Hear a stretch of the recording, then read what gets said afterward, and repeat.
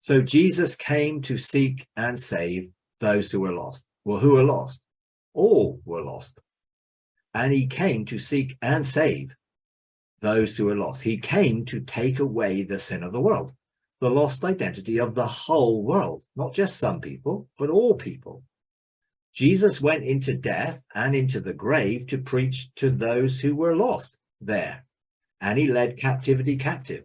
So he has been proactive. God has been proactive in reaching out to us to remove the barriers and the obstacles for our coming into that restored relationship. I saw this quoted on Facebook this week.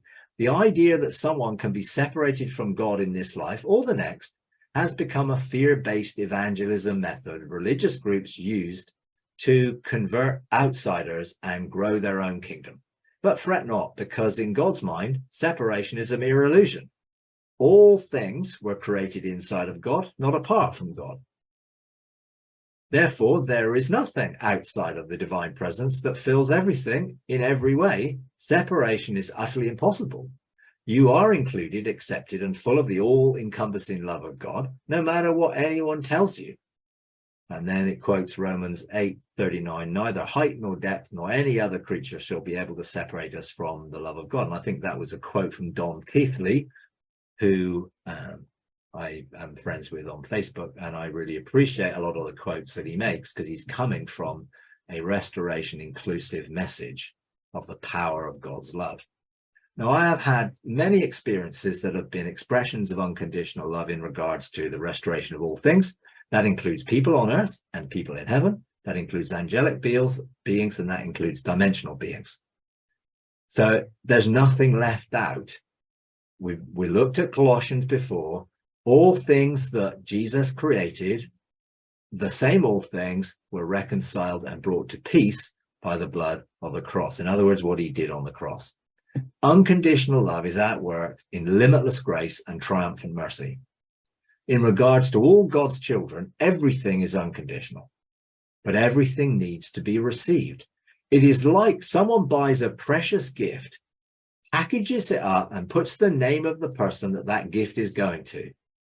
The gift has been purchased, the name has been applied to it, and the person reaches out with that gift and offers it to the person. If the person does not receive it, then they're never going to know until they do receive it what that gift is. Even though it's been bought and paid for, even though it's been assigned to that person, even though they don't have to do anything to receive it other than take it. Even though all that's been done, so many people are living without receiving everything that God has done, because the nature of deception, and that is the deception of lies, the deception of the enemy who was a liar from the beginning, the deception of religion, keeps people from receiving what is free by grace and requires conditions to apply to receive something which is free.